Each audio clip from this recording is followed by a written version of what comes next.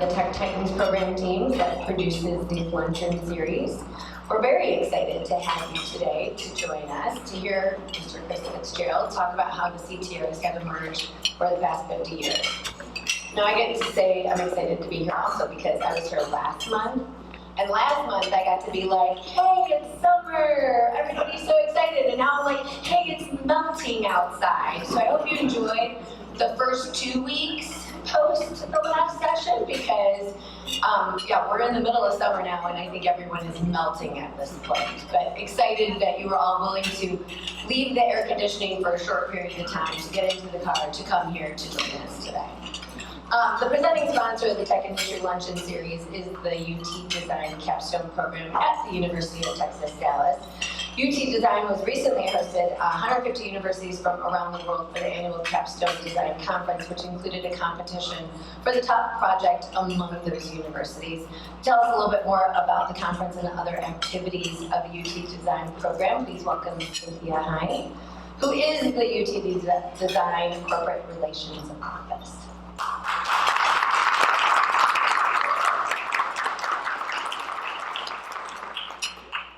Thank you. Thank you. Not only did we host the conference last week, but we also won first place. So that's our 11th first place.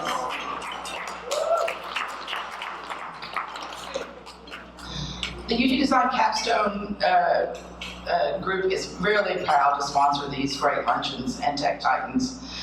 UT Dallas has long had a close relationship with Tech Titans organization, and we're so fortunate to have such a powerhouse of an organization, industry organization, right here in our backyard. Today is also kind of special for us because Kris has long been a supporter of the UT Design Capstone program and was instrumental in NTT Data sponsoring the first project that they did with us, and has also acted as faculty mentor. In addition to his role as chairman of the Johnson School's Executive Council. And you'll soon join us in realizing what a great treat it is to hear him speak. UT Design Capstone is a wonderful program. I've only been here 6 months, I can still say that. It's a requirement for graduation for our seniors in engineering and computer science, and the crowning achievement of their 4-year degree. Our program is nationally recognized and award-winning. And did you hear me say that we just won our 11th award last week? Our 10th award, and we have an opportunity to win the 11th in a month. So stay tuned for that. What does the Capstone program deliver? Seniors form teams of 4 to 6, and they complete a 14 to 28 week project to solve your computer science or engineering challenge. At the end of that time, the sponsoring company retains all ownership of the project and all intellectual property rights. The UT Design Capstone program benefits all the participants. Companies not only get a team of dedicated students to solve their challenges, but they also get to play an important role in helping students practice real-life business and communication skills that are so important to the rest of their careers. Our company technical mentors often tell us just how much they enjoy working with our students. The students get a great view of what it's like to work in a team, manage a project, and utilize effective business communication. The finished projects that come out of this program are really, truly exceptional. We are fortunate to have faculty like Dr. Miguel Razo, who's sitting over there. He's our computer science professor. And also Dr. Kimberly Estacio Hirams, who's not in UT Design, but we collaborate with her a lot of times on our data science projects. My colleague, Don Prochelle, who is right here in the middle, he recruits engineering projects for us, and I recruit computer science projects. We're currently booking projects to start in the fall semester, and that starts in late August for you, not in the academic world. Our first deadlines are at the end of July, but unless we're full, we can still accept some projects into August. Either of us, Don or I, would be happy to to talk to you about your project or give you a tour of our newly renovated 43,000 square foot facility and to provide you any additional information. Let us move some of the projects that you have on your wish list into the done list. We'll be happy to talk to you after the program. Thanks.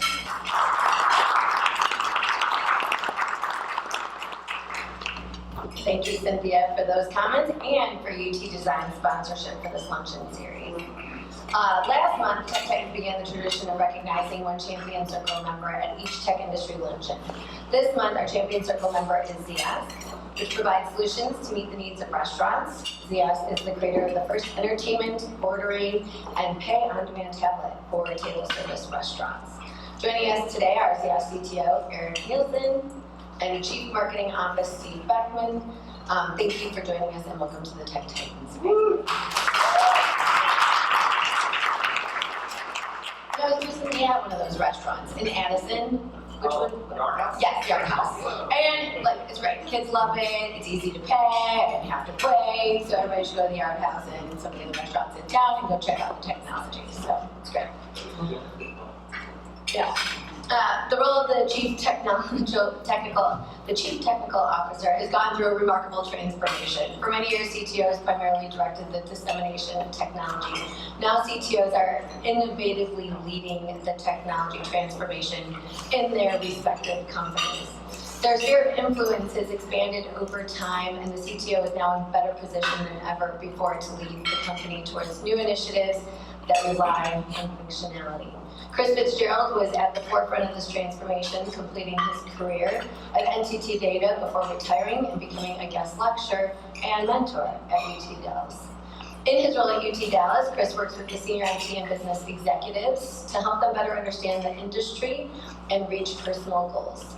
In his presentation today, Kris is not only going to give us his perspective on this 50-year transformation of the CTO, but the questions being asked by his students so we can prepare them to take on what has become one of the most powerful roles in any size company.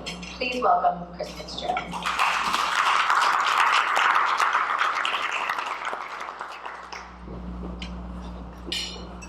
How do I follow that? It's you following you. Oh, That's the best way. So I want to put a plug in for the UTG design piece myself also. I had a chance to advise two teams working with a company on AI, trying to figure out how to predict people buying certain drugs based on things like the color, the size, etc. The team did phenomenal work. They presented to the leadership team at this organization. They solved a problem that this company hadn't been able to solve for 10 years. And it was just hearing the people say that in that meeting that they were just amazed by this, that this was done by students, but the students with the help of the person on the company. So it's a phenomenal program. They do solve problems. It's fun to watch the students evolve though, from kind of inside student having never presented to being comfortable presenting in a business environment 3 or 4 months later. So if you haven't used them, highly recommend them, please.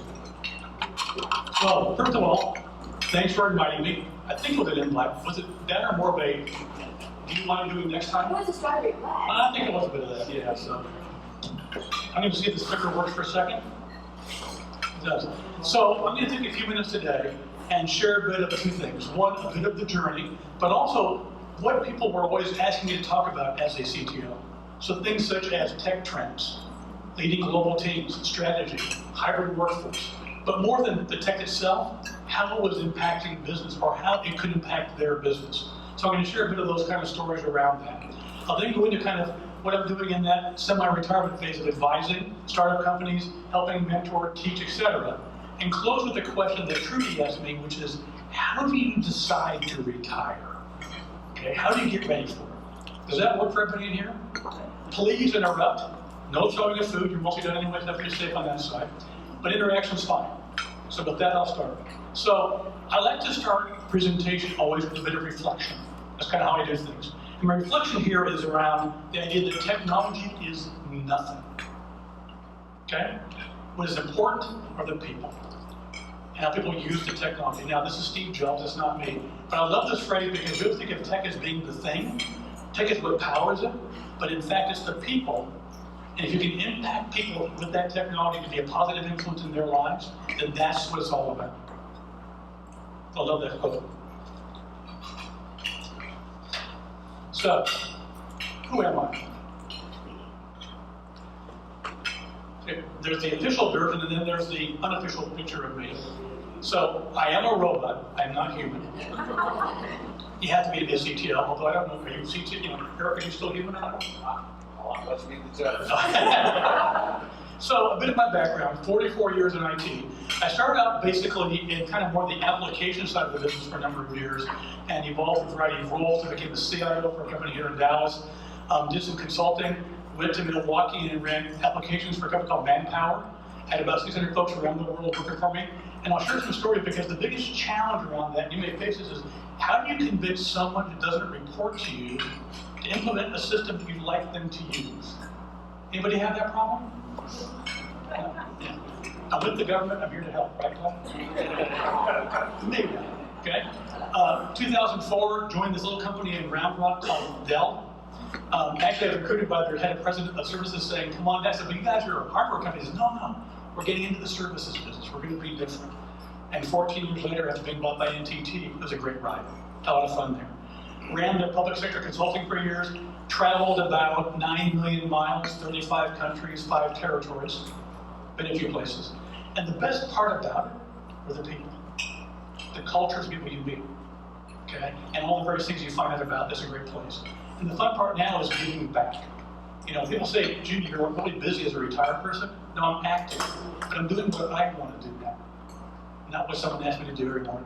And my wife's very happy because I'm not on Zoom calls 12 hours a day anymore. So she got the house back.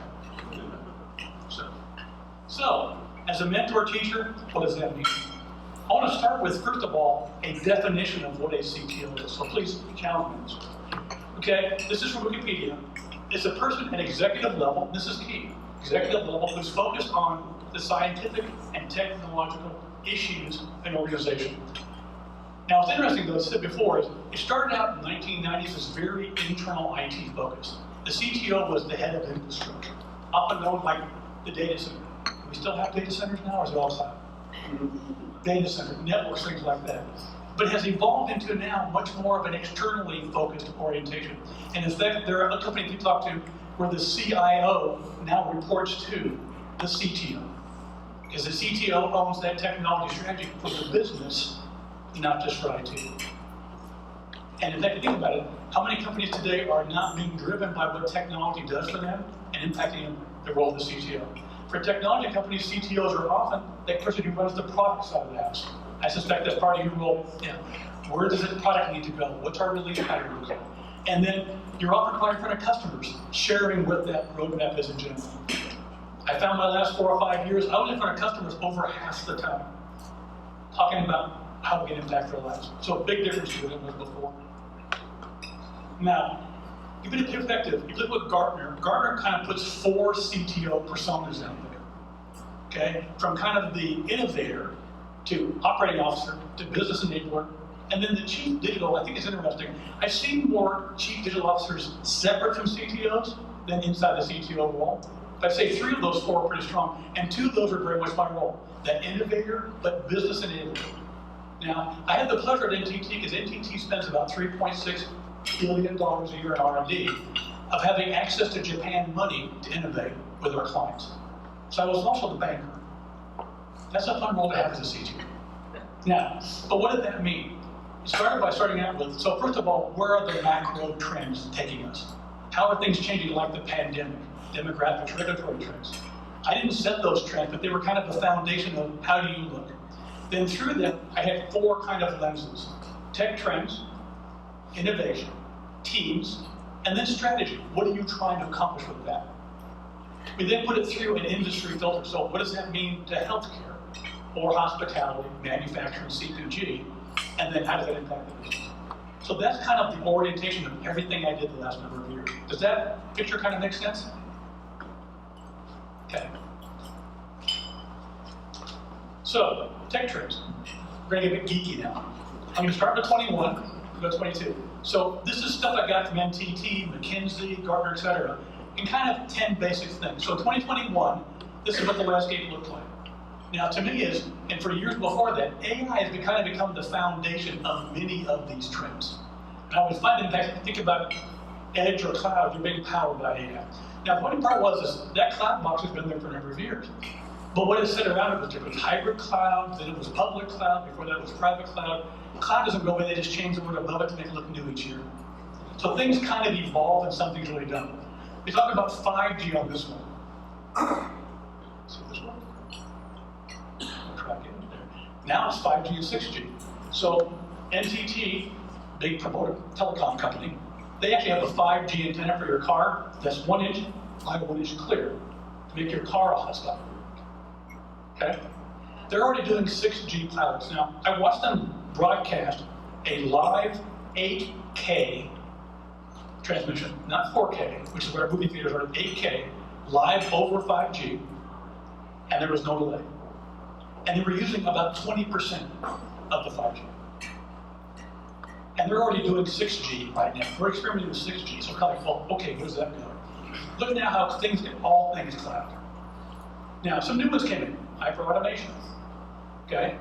Quantum has gone from kind of this quantum idea to as a service, blockchain's still there, renewable energy. So some things change, some evolve. I'm going to use this as kind of my basis to talk about a few of these.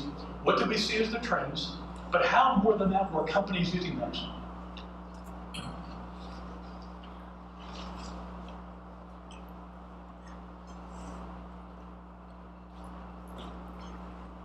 Am I not working? Sounds like one of the Okay, so as I did before, is we took the tech trends and then put it to a health, very industry focus. Now, my last 7 years was mostly in healthcare. And so a lot of my orientation to how the tech trends were around healthcare. We saw 6 major trends in healthcare when I was there, from areas such as consumer at the center. So how many of you know of the application called Hilton Straight to Room? Your room key on a cell phone, right? So imagine if you were going to your doctor's office, and you're going towards the doctor's office, your phone vibrates and said, hey, your appointment's in building 200, there's parking on level 3, go over there. Now, it also tells the hospital or your doctor that you're on the parking area, you'll be there in 7 minutes. When you get out of your car, it says, by the way, you're in exam room B, Mary's waiting for you. And you walk in and go to your exam room without waiting in the lobby. Would that be cool? Yeah. Well, the tech is Hilton Straight to Room. Can the hospitals, those guys do it? No. So, although healthcare has this great idea of consumer at the center, they're a long ways from putting consumer at the center. Well, they're getting better. They're getting better. And COVID actually forced a lot of that because they didn't want you in the lobby waiting, so they made you do online registration. What a radical thought. Fill out the form online. How many of you know all the drugs you take by heart? Yeah. What, none of them? Yeah. The challenge is, when you're at our age, we take a few of the things. And I don't know them all by heart. Well, gee, I do online registration. Improving outcomes. So you'll see some stories here about how do you change the outcomes to be more predictable and lower cost, but better care for the member. And then care anywhere. Telehealth before COVID was there technology-wise. Almost no one used it. Here came COVID, you had no choice. Now, the fun part is, it's still about 40-45% total. Because folks found out, hey, I don't have to be present for all this stuff. I just went through therapy for a torn shoulder, and it was all done on my phone with virtual calls. It measured my movements and all that. I went to the doctor twice in 6 months. So it's there in a better set of case, and I didn't have to worry about waiting somewhere or timing. So it's changing, but look at the power. AI, data, back to the data person over here from UTD, customer experience, remote working. These are the things that we then talk about, how they power those transformations. Let's see if this works this time. There we go. So, AI in healthcare. To me, the space I spend a lot of time in, I teach this, I guess lecture this at UTD. And what's fun is, from various perspectives, how's it being used? From things such as simple as digital healthcare, think about going to a dermatologist who today looks at your skin to find moles that might be a size that's the wrong size, right? They spend a lot of time looking at you, measuring, thinking, what if they could just take a picture of that back, compare that with AI to your last picture, and say, that's the mole to go look at. So think of it as an accelerant. I think of AI as more of augmented intelligence versus artificial. How does it help people do their job better than replace what they do? It can speed it, okay, from diagnostics. It doesn't give you a better decision, but it gives more information to the clinician to make an informed decision. Saying that, though, healthcare is not the back of the line, but long ways from the front of the line in use of AI. Okay, payers more than providers are better, but exactly behind it. Why? Because there's that resistance of turning over the decision to somebody else, and the ethics of it and the concern to it. So how do you balance that information? An example, this is a model built by NTT Data for how they could find out. There are approximately, let's get the numbers here, there are 30 million people in the US that have diabetes that know they have it. There are 84 million more that are on the way to having it, that don't know they have it. And the challenge is if they aren't aware of it, you can have a very expensive action that costs a lot of money because they weren't watching for it. Can you create a model to help to predict that, to tell you, hey, here are these things that are happening to you, go see the doctor now, have the early visit, and avoid that emergency room visit, which is not much fun, okay? And using AI, they found the various indicators, and a lot of the indicators are actually not demographic, they're more social. How you interact with people. It's not just a matter of, do you have it? But if I called you, would you listen to me and take action upon my phone call? People who are more socially active are more open to outside influence. People who aren't won't take the phone call. So don't waste the time calling. Now, for one customer, this kind of model saved them $5 million in the first month in healthcare costs, at a cost of about $50,000. And the thing was, it didn't tell the person, it advised them and gave them information for them to make the informed decision. To me, that's the power of it. Help us understand. It's kind of cool. Am I over geeking here? Is that okay? So, hyper-automation, okay? Now, this is the area I spent most of my time in. So I like the fact that NTT Data, by the time I left, had around 30,000 bots in operation. I retired. My goal before I retired was to have more bots in India than humans. Didn't quite make it. Okay? Now, people laugh though. The thing is, you're trying to replace the mundane, rote, over and over again activity to free up the human mind to do the stuff it needs to do. So I had a team over there that literally, they automated themselves out of a job. This was a group that was working on things where if you go do travel activity, let's say you get a contract with Marriott, Marriott has to post that rate out to various websites, you Wikipedia and all that, to get credit for that. This was all done by people in machines in India, typing in the contract codes. They automated themselves out of a job. And I asked them, how did it feel? And the team went, great! And I'm like, yeah, that's a good, I don't believe it. I said, why? They said, because we were bored shitless. Right? This is not a fun job. We can now move on to a job that's more interesting. Now, other fun part was though is we paid them a bit of their robot salary. So they got paid to automate themselves out of a job. And the more robots they automated, the more they got paid. So their old joke was, if I do about 10 or 15 of these, I can get paid for not working. Now, we were cool with that. But in fact, it became a competition. These guys are running around trying to find the next job to automate. And the customers loved it. We had one customer who had a large migration project, big data around, $500,000 project. We sat down and said, the payback was like 3 years. I said, you know what? I can put 3 bots on that in about 5 months for about $50K, and we're done. Now, as an IT services company, my boss was not happy.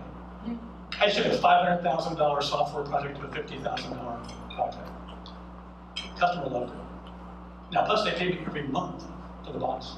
The bots never went away. I cloud. So the thing is, though, it drives changes. It drives pieces to it. One of our customers is a large Coke bottler, and they were demoing the bots, which is really, do you ever watch bots operate? Kind of like watching paint dry. You know, it's not exciting. But the president was watching the bots operate. He goes, this is really slow. And the guy said, that's because our SAP system that they're using is really slow. Because a bot can only go as fast as the system they use. And the CEO said, our systems are that slow? All of us using it are that slow? And the CIO went, yeah, okay, upgrade. CIO's going like, best project ever.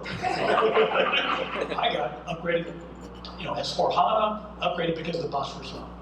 So the impact is huge. Other thing around it is not just cost, it's quality. And they can run 24 hours a day. They don't take time off. They don't get tired.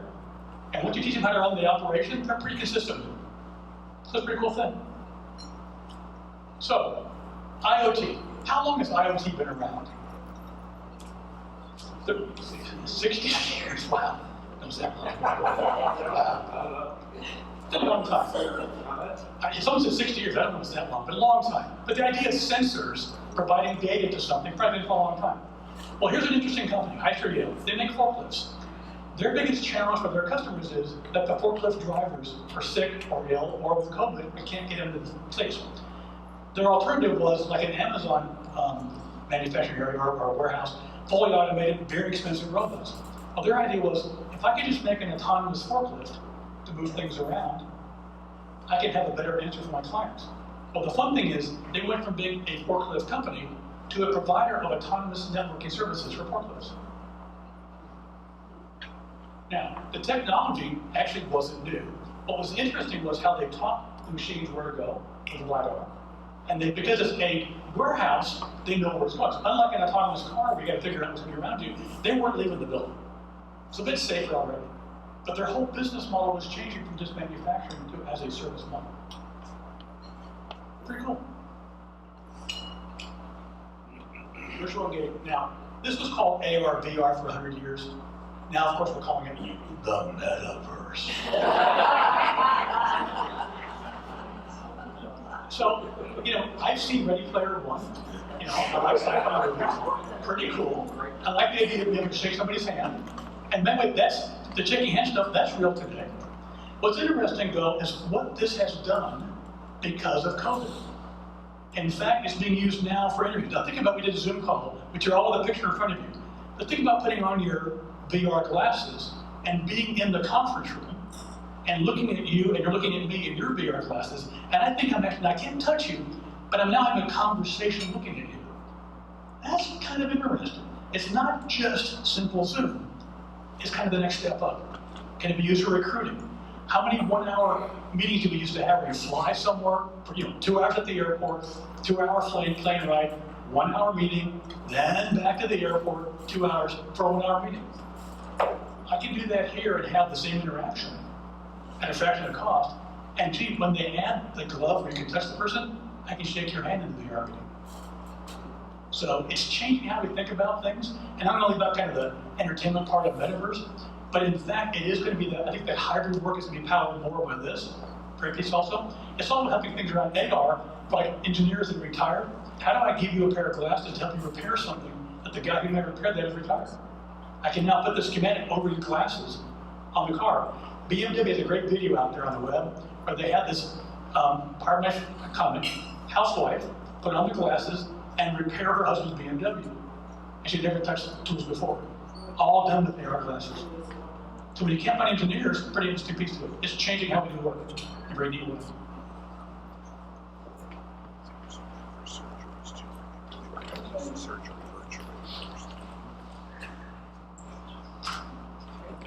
Now, I have a question for the audience. I'm going to back up one page first. Oops. Okay. How many of you think this is real, important, impactful to your business?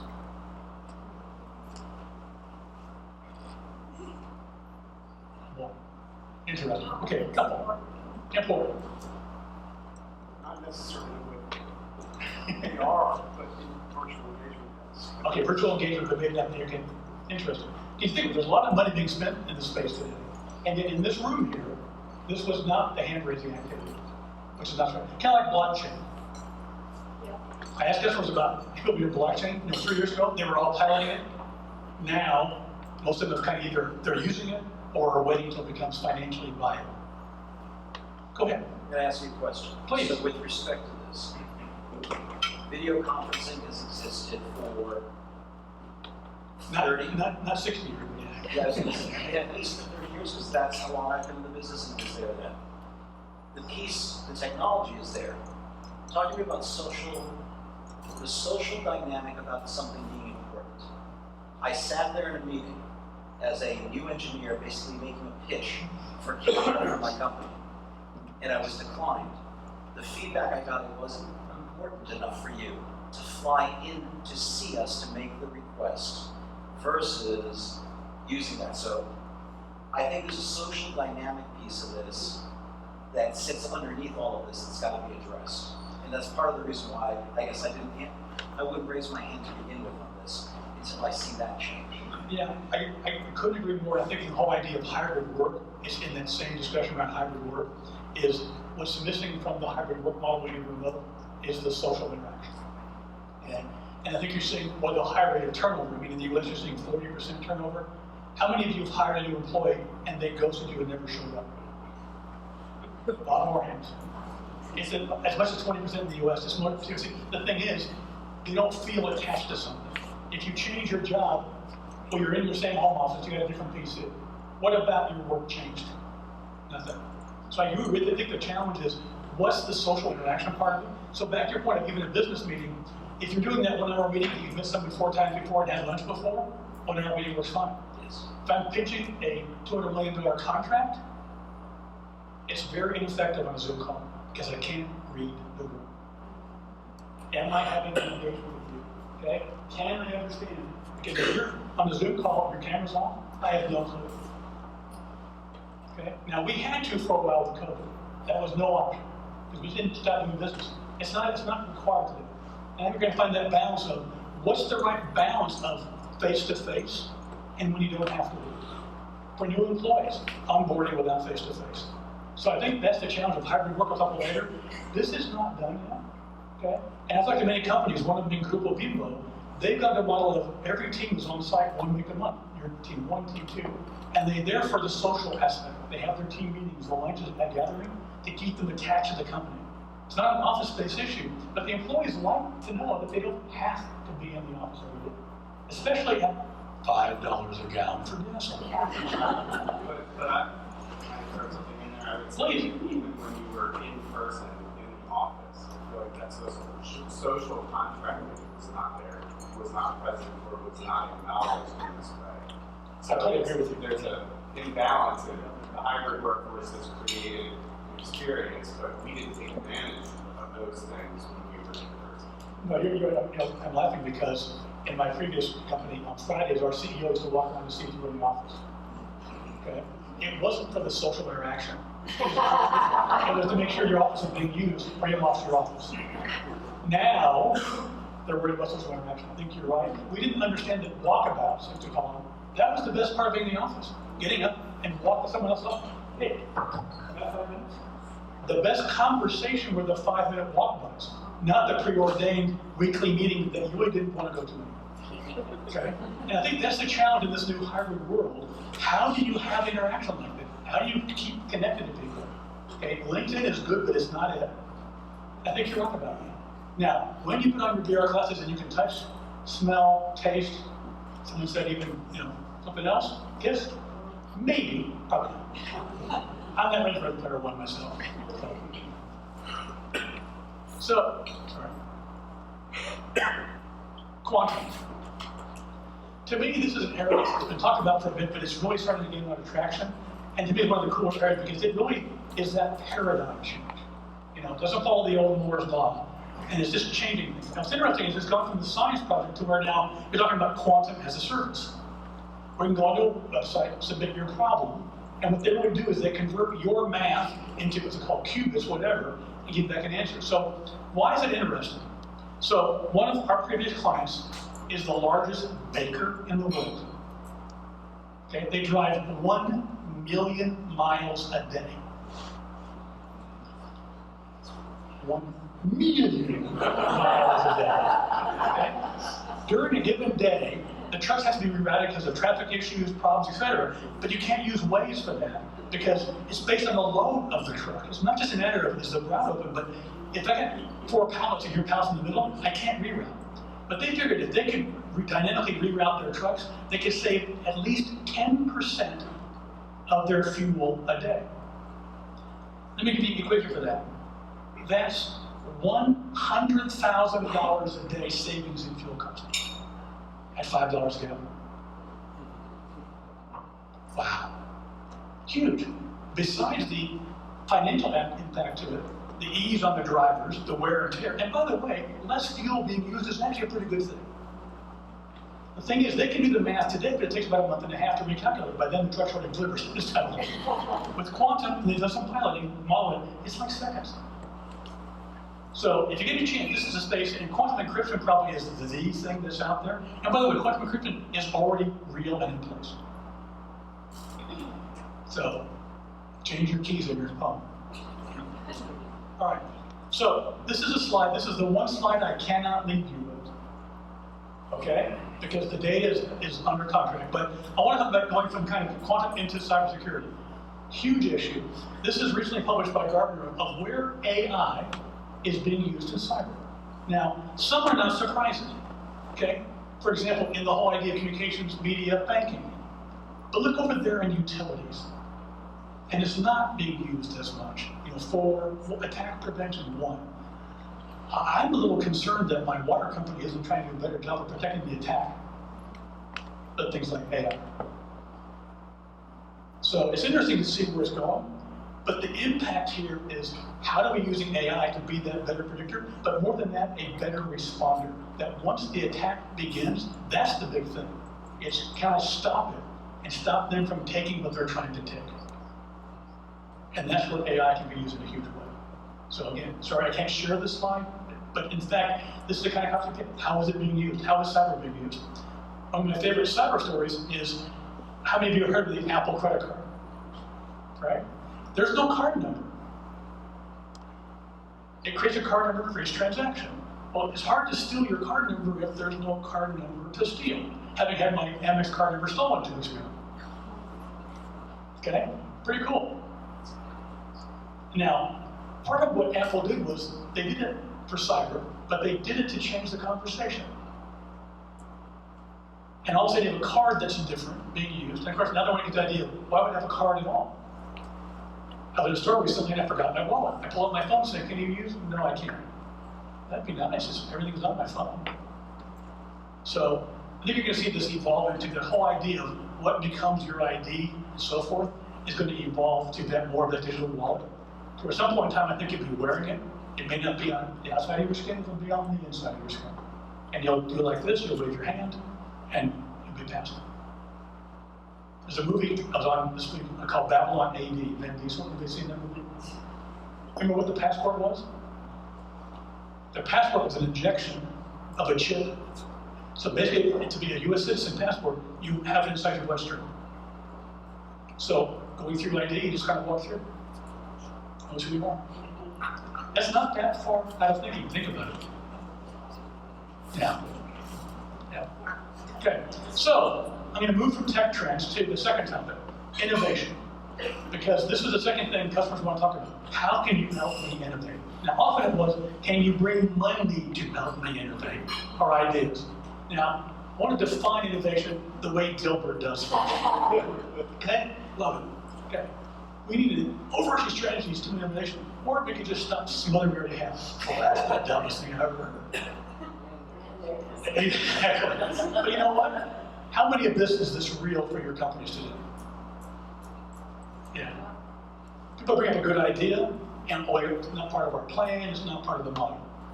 The challenge people had a lot of times is, what was the things client asked for? A lot of them was, help me create an innovation strategy. Often was, can you build me a shiny object? To me, that's the failure point of innovation, the shiny object. It should be, I've got this challenge, let's find a different way of answering it. Now, the fun part was, though, can you create a program where innovation actually works ongoing? Which is a challenge for large corporations. It's much easier for smaller companies, they're more, it's kind of part of their DNA. Big companies, getting that engine going and then funding it every year and keeping it going is hard. So create innovation labs. You see a lot of this now with companies like your healthcare, they're now creating partnerships with companies like IBM's, the Dell, et cetera, creating labs to kind of co-innovate together. Kind of helps too. So, I'll keep pushing those. Thank you, sir. So this was probably the biggest thing I had was helping them define how do you evaluate innovation? And to me, we kind of came up with 4 major ways of doing it. Net present value, financial, that's the easy one. That's the one the CFOs love, okay? So we'll return to it. The problem was, that isn't why you always did innovation. Sometimes you wanted to prove something. And by the way, if I could partner with another company and prove something to them, I was demonstrating my partnership, my ability to innovate. That alone had value because, gee, that becomes part of your longer term relationship. Hey, wait a minute, coverage. Can I keep my teams engaged? Hey, everyone says, boy, that department's always innovative, but ours is not. Well, let's get innovation outside of finance into the parts of the organization. And then last is, how does it impact the people? Social engagement. Getting your employees to be part of innovation. Because now you're part of that team. Back to the whole idea of retention. If you're part of innovation or a change team, guess what? You are more engaged in just doing your job. So to me, innovation is a balance of those things and those conversations. So how do you bring it to value? Great idea here. So again, my favorite company, Grupo Bimbo. I don't eat all their bread, but I get their donuts. So they had a team that found out that in their current warehouses, they were losing about $150,000 of inventory a year due to the bad placement of barcodes on the boxes as they were packing all the chips and things. And as they tried to scan the boxes, they just lost boxes. So it was actually being made, getting on the truck, but didn't know much. They couldn't charge for it. And their idea was, we get a better barcode. Well, we worked with them to say, wait a minute, let's change the conversation. Put a simple camera, it's simple, like a home camera, by the doorway, and using AI, scan as it goes by you. AI doesn't care about where the barcode's placed, they can figure it out. Okay? Now, they did this, went from about 70% accuracy to 99% accuracy. Okay? It then moved it into the receiving area, so it now scans all the materials coming in. Am I getting all the goods I bought from the outside field? The best part about it wasn't the savings. It came from people in the plant. This was their idea. They sold management on the idea. They got the funding for the pilot to pay for it. Now they have a lot of plants, so saving that kind of money per year is big. But the key thing was the employee engagement. And that's how Bimbo looked at it is, if they can save value, have value, fine, but getting employees to drive that keeps them engaged in the company. So it's huge. So innovation, in my mind, part of the people side of it. Now, here's something that NTT Data did, a bit of an advertisement. So how do you bring innovation to a broader audience? Every year they host an open innovation contest, worldwide. Now here's the fun part about it. Our clients decided what the challenges were. They'd say, here's a problem I need to have solved. If you can solve this for me, and you win the contest, I will fund that pilot with you, and we'll go do it to market together. Now, as a startup company, as a way to access big companies, pretty cool, okay? And these were fun. Even during COVID, it's not quite the same as doing it live, but in COVID, we still have this. But the fun part was that our judges were our clients. We didn't judge the winners. Our clients judged the winners. We provided the funding, the mechanism, and then the winners, the grand slam winners in Japan, got funding for their company. But again, to bring startup companies into the big business world, which is often the biggest challenge for a small company. How do I get into a big company who doesn't know me? Find a way to do it. All right. We're down to the last few minutes. You okay still? No problem? Still waiting? Dessert's over there. So few of the topics. Oops, sorry. I'm going for fast forward. There we go. So a couple things. A lot of questions also on developing strategy, how to lead global teams, how to develop the kind of products work normal, and then students were always asking kind of like, so what does this mean to me? Because what did they care about? Getting a job. So how are you going to help me in getting a job? Now, they cared though about what companies did more than what the people were taught in school. Because they realized if I understand what business needs to do, and I'm educated around that path, I have a better chance of getting a job. So it did relate to them. So strategy, I won't spend a ton of time on here, but customers often ask about, well, how do we understand from a business standpoint, how I can use technology to change, for example, what I do? One of them was a customer that they were an insurance company that created about 1,000 to 2,000 new products each year to hope their customers would actually buy those different plans. They buy maybe 10%, but it cost them money to make those plans. And the customers were kind of like, yeah. We changed the model to say, instead of doing that, create 10 base models and then using dials. When you meet the customer, have them configure the plan live with them. Is copay more important than deductible? Is your in-market out of coverage? Okay, all those things. And the customer, is your overall price the most important? They did those dials, they hit save, they had a problem. So it saved this business millions of dollars of unused products, but it got the customer side of it also became a different conversation, part of strategy. On the IT side, helped them save 7% of their IT cost in 1 year, first 90 days. So this kind of strategy work was also taking all those years of history we spent together, apply that to solving business problems for me. This is one I probably do most of my teaching at UTD around, is leading global teams. And they say, well, what does that mean? Because a lot of them are from different parts of the world, and they even in class will say, well, how do you get someone who doesn't really want to work with you on this team to participate? Okay. That's their question. How do you understand, for example, the cultural side of different places? So I won't class just on this one piece. And the fun part in my mind is the cultural side. So being from a Japanese company was great. Because if you've been to Japan, you know how very different it is and how much more, I'd say, formal it is. Okay? The way you meet someone is very organized. Okay? You bow to them. You bow lower than the senior person. Okay? Where you sit at the table is not up to you. If you're the one person, you're across from the one person. It's all organized to it. My first dinner out with a major executive, I didn't order my own dinner. He asked me what I'd like to eat, and then found something I would eat. And unless you're going to die from it, you say yes. Why? Because that's giving them the power over you as their guest.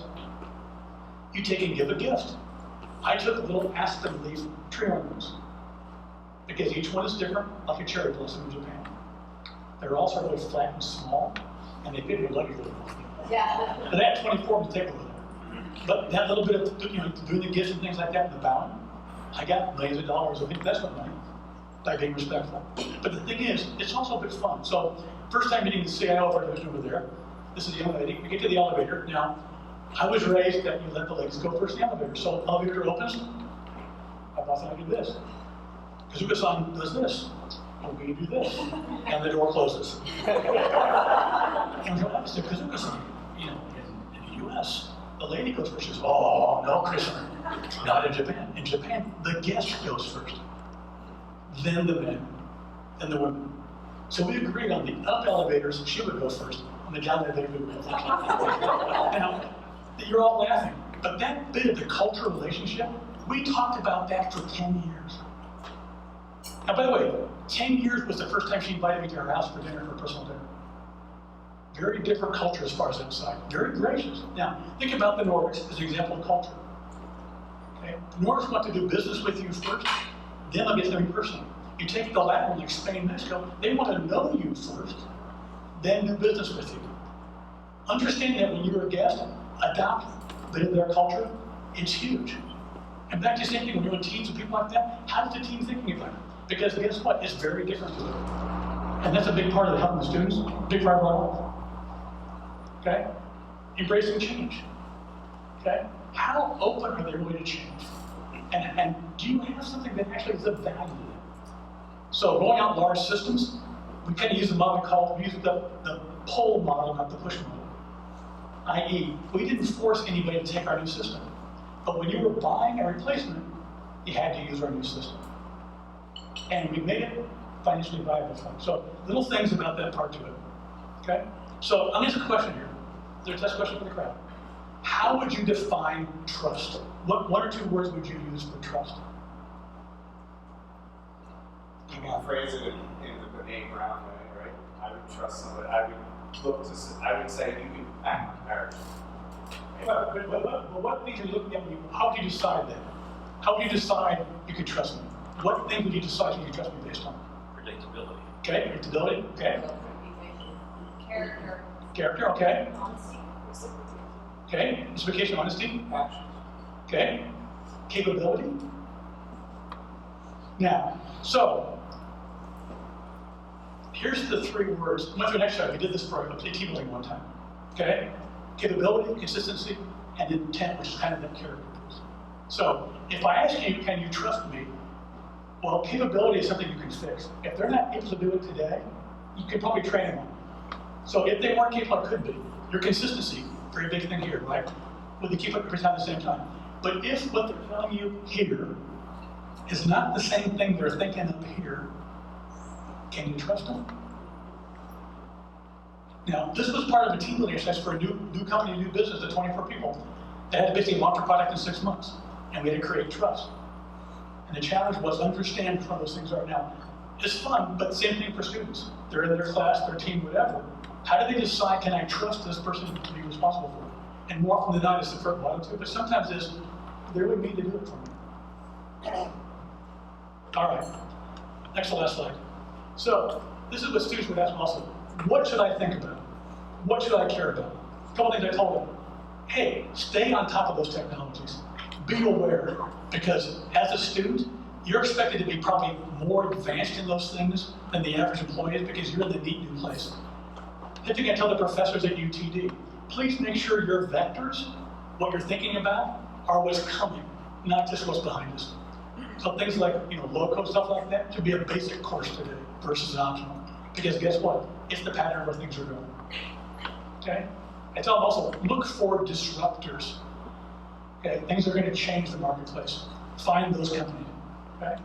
My last one's the most important one though. Never be comfortable. Never be satisfied. Always be alert. And that's probably my mantra. Never close the door today that would preclude you going somewhere in the future. So, okay, the last topic. Are you ready to retire? So, Trudy asked me to talk about this, so I'm going to blame her. So, for me, what did it mean? So, the first 2 things were, was I financially ready to retire? But the key thing my wife also said is that I need to be ready from a healthcare standpoint. She said, you can't retire until, she said, I'm 65, so I have access to Medicare. Because I don't want to pay for healthcare. But to me, the more important part was you've got to have a purpose. What are you going to do when you get up? And so to me, a big part of it was being active, giving back. Okay, as part of UTD, I didn't go there, but I love the place. It's a great school, the undiscovered country. Okay, was teaching, mentoring, but also with startup companies, helping them get started. A lot of them in healthcare, AI. I also built houses Thursdays and Saturdays for Habitat for Humanity. Now, I did that for 25 years. It's fun. And when you leave, you can see what you've done for the day. The walls are up, the roof is up. If you're in IT, when you finish the day, what do you see? Your power going off in your PC. What did you accomplish today? I had 17 meetings, 14 calls, and I did a presentation. Okay. Go build a house. So, how's it been? It's phenomenal. I'm loving it. It was exactly the right time, but it's the balance of these. It's a portfolio of things. The funny thing about it is, these are not the same things every month, because when you get to the summer, there's less teaching. Okay? But something else pops up higher. So the idea, when you think about retirement, besides all those things like financial and healthcare, think about what you're going to do when you get up.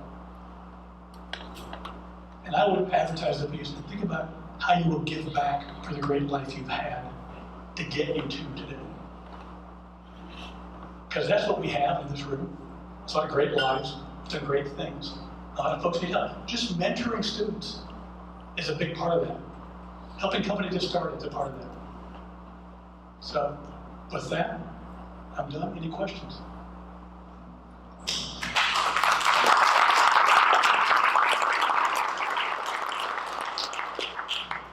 Yes. I have a question as I was thinking about this. Have you done this while you were in the act of a CTO? What would have been different? Like, I think it's interesting that you're looking back on your career in the memoirs of a CTO. Does your opinion change kind of post-job looking back and some of the things that you presented versus while you were in the opinion? I would say that the tech part and tech impact on business was very similar, both inside as the CTO, helping clients and helping students. the leading global teams was something I just did, I didn't think about, that became more of a student thing, very much that part of it, I say.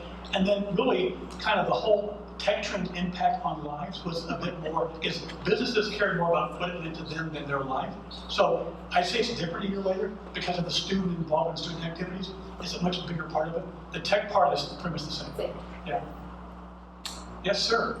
Do you agree with Peter Drucker's statement that culture eats strategy for breakfast? It was lunch, wasn't it? Yeah, it does. And that's why I think culture is so important to the whole conversation. And you think about companies that are going through major strategy changes. We work with a company in Mexico who were the oldest bank in the Americas, chartered in 1775, okay, by the King of Spain.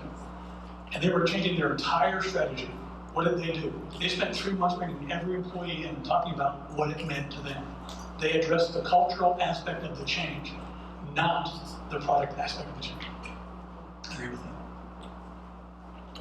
Yes, ma'am. I'm just curious from your personal perspective, as a CTO in your career, how would you define success in that role? So to me, it was the customer impact. Okay, it was very much, whether it was either a pursuit of customer, but like the AI pilot, being able to find this problem, bring that technology, run it through, and have them find a huge, both financial and patient member impact, that was success to me. All about the impact. It wasn't the tech, it wasn't, they were all fun, but boy, that impact was huge to me. And now it's student impact or startup impact. Yeah. Other questions? Yes, sir. What are you reading? Well, it's a combination of things. I'm a big sci-fi guy, as you probably imagine, so I'm reading those sort of things. A lot of historical novels, things around like World War II, just any history pieces to it. Some things around some tech pieces. Most of that's going to be more, magazine article pieces to it. And the last thing is just interesting people I like to look up by Tyrus. Tyrus from Fox News? Yeah. It's a great life story about what he went through. I mean, he basically grew up in a very bad part of the town and became this person on Fox News. His story is just a very inspirational story. So kind of a combination of deep text, like that. No? But keep reading. All right. Hey, thank you guys. I appreciate it. If anyone wants to reach out, Kris Fitzgerald, CTO, LinkedIn, please feel free to reach out. Happy to connect with you guys. Great.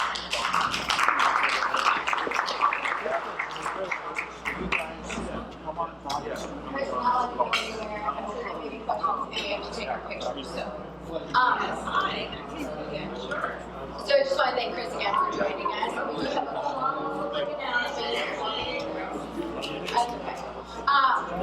So next month's luncheon is another must-attend event. So on July 15th, the CEO of World, Dave Capstone, who is one of the leading entrepreneurs and technology CEOs in North Texas, will discuss how AI, it's a perfect follow-on, is influencing the supply chain. Also, a quick reminder that Tech Titans Awards nominations are open until July 25th. So please go to the Tech Titans website. You can nominate our company, you can nominate yourself, you can nominate a customer, you can nominate somebody you know, but go out to the Tech Titans website and go ahead and get those nominations. So with that, I just want to thank everybody again, and the meeting is adjourned. So thank you.